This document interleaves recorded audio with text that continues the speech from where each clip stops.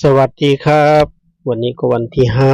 5 กรกฎาคมปี69นะครับชีวิตวันแนวทางของรัฐบาลไทยนะครับพยายามชี้ทางช่องเพื่อเป็นแนวทางครับเนาะนี่ก็วันอาทิตย์นะเนาะจุดพักผ่อนใครหลายคนส่วนใครที่ยังทำงานอยู่ก็เป็นกำลังใจให้เหมือนเดิมครับเนาะคนที่ยังทำงานอยู่ไปเที่ยวไหนก็ขับรถขับเรือด้วยความระวังนะครับเนาะรถยารถลาเยอะเนาะวันไหนวันหยุดไม่หยุดไม่ต่างกันนะเนาะรถติดเหมือนกันก็จะเย็นๆครับเนาะเดินทางถนนจะเย็นๆครับเนาะไม่ต้องใจร้อนก็ชีวิตคลิปนี้จะเป็นแนวทางของรัฐบาลไทยคลิปที่เป็นของคุณลุงใจดีนะครับเนาะส่งมาให้กับเมื่อวานครับเนาะพร้อมกันกับลุงอ้วนครับเนาะเมื่อวานลุงอ้วนไปแล้ววันนี้เป็นของคุณลุงใจดีนะครับก็ขอบคุณคุณลุงใจดีนะครับให้แนวทางดีๆมาแบ่งปัน FC ทางช่องเป็นแนวทางครับเนาะของวันที่16 กรกฎาคมปี69นะครับสำหรับของรัฐบาลไทยครับเนาะตอนนี้ก็หาข้อมูลกันไปก่อนครับเนาะหาข้อมูลกันไปอีก2 อาทิตย์โดยประมาณครับเนาะจะออกปูออกจ่าครับเนาะลุ้นกันครับเนาะวันที่แล้วใครยังไม่ถูกหวยก็วันนี้ใครถูกหวยใครแก้มือได้นะครับเนาะใครแก้มือได้สำหรับของรัฐบาลไทยนะครับก็วันนี้ก็เหมือนเดิมนะครับเนาะไม่ได้คลิปสดเหมือนเช่นเคยก็คลิปพาน้องนนท์มาปั่นจักรยานออกกำลังกายที่หนองประจักษ์ครับเนาะพามาทำธุระนะเนาะที่ต่างจังหวัดนะครับเนาะทำธุระเสร็จก็ก่อนกลับบ้านก็แวะปั่นจักรยานออกกำลังกายครับเนาะรอบหนองประจักษ์ก่อนกลับบ้านก็แวะให้อาหารปลาเหมือนเช่นเคยเหมือนทุกครั้งทุกคลิปครับเนาะอาหารนกพิราบส่วนฐานะส่วนใหญ่ก็ปลาเยอะนกเยอะครับเนาะพื้นที่ปลอดภัยเขาอยู่แล้วก็ปลอดภัยเขาก็อยู่ครับเนาะปลาเยอะมากไปไหนก็หนีไม่พ้นให้อาหารปลาอาหารนกครับเนาะไปไหนก็หนีไม่พ้นก็เป็นธรรมเนียมครับเนาะก็ถือว่ามาเที่ยวก็จะแนวทางไว้ในตัวเหมือนเดิมนะเนาะหมดทุกครั้งเหมือนทุกครั้งทุกคลิปเจ้าเก่าเจ้าเดิมครับเนาะนานๆค่อยมองหน้ากันครับเนาะจะได้ไม่เบื่อครับเนาะธรรมชาติสวยๆงามๆบ้านเราเจริญหูเจริญตาฝ่าครับเนาะชมนกชมไม้ไปที่จะไปเที่ยวในตัวครับเนาะบางคนไม่ได้ไปเที่ยวไหนครับเนาะวันหยุดไม่ได้ไปเที่ยวไหน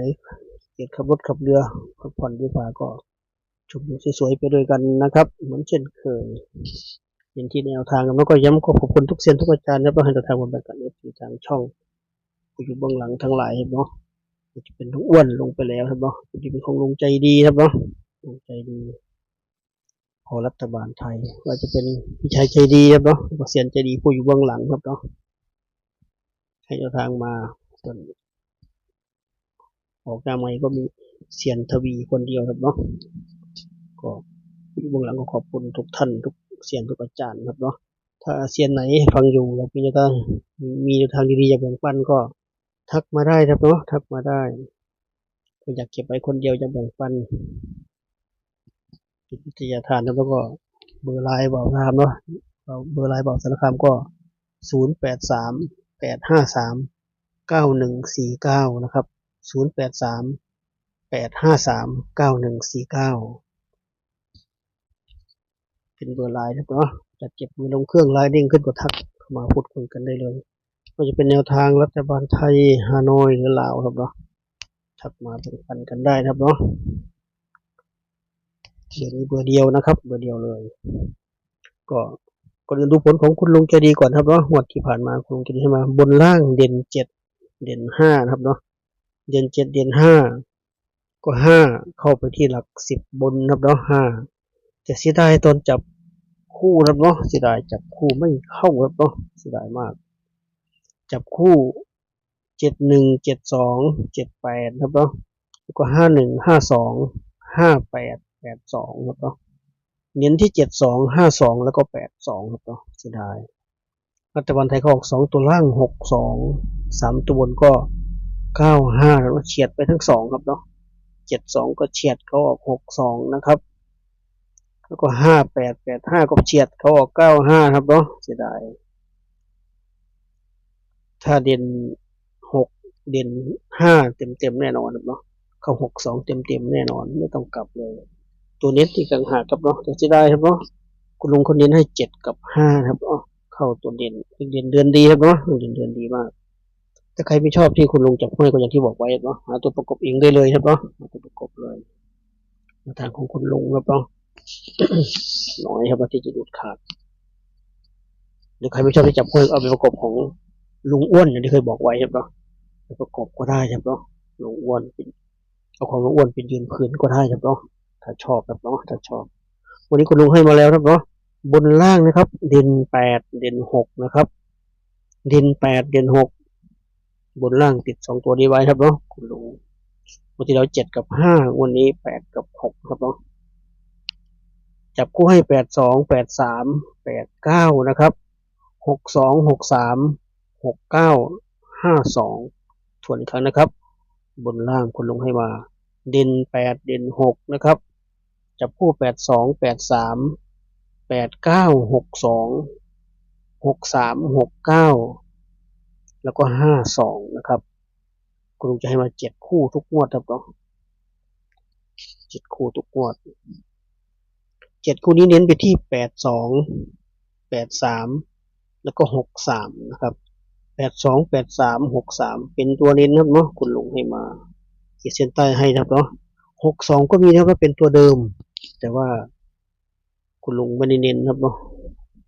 62เป็นตัวเดิมงวดที่แล้วเนาะใครไม่ชอบตัดทิ้งได้เลยครับเนาะคุณลุงให้มาคุณลุงบอกว่าน่าจะวนเวียนอยู่แถวนี้ครับเนาะถามคุณลุงแกน่าจะวนเวียนอยู่แถวนี้ก็ไม่แน่ครับเนาะอะไรก็เกิดขึ้นได้ขนาด77ยังออก2 งวดติดครับเนาะ077แต่ยังออก77ยังมีเลย06ออกติดกัน2 งวดก็ยังมีครับเนาะ63จำไม่ลืมว่าออกติดกัน2 งวดก็มีมาแล้วครับเนาะแล้วเกิดขึ้นได้ครับเนาะอาจจะไม่บ่อยแต่ก็มีเห็นอยู่เรื่อยๆเนาะก็ไม่ชอบตัดไปครับเนาะ62ถ้าใครไม่ชอบก็62ก็ตัดไปก็ได้ครับเนาะ7 คู่ครับเนาะ7 คู่สำหรับทางคุณลุงใจดีครับเนาะถ้าจะกดคุณลุงอ้วนก็สบายเนาะมีโอกาสมีดุลนะคุณลุงอ้วนเมื่อเช้าให้มา6อะไรสักอย่างลืมครับเนาะไม่ได้ดูโปรในมือครับเนาะ6อะไรสักอย่างที่แน่ชนกัน6แน่นอนครับเนาะ6จะมีมาอีกหรือเปล่าเนาะ6จะกลับมาอีกไหมแน่ครับเนาะไม่แน่อะไรเกิดขึ้นได้ครับเนาะอะไรเกิดขึ้นได้ประมาณนี้ครับเนาะ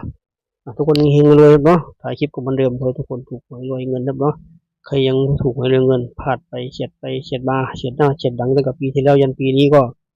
ปีนี้ขอให้ปลดล็อกให้ได้ครับเนาะปลดล็อกให้ได้เพื่อถูกหวยรวยเงินขอให้ได้คืนครับเนาะบางคนก็ชอบเสี่ยงโชคแต่ไม่ค่อยมีโชคเลยก็กำลังใจให้ครับเนาะฝากไว้คลิปนี้เจอคลิปหน้าคลิปนี้ก็สวัสดีครับ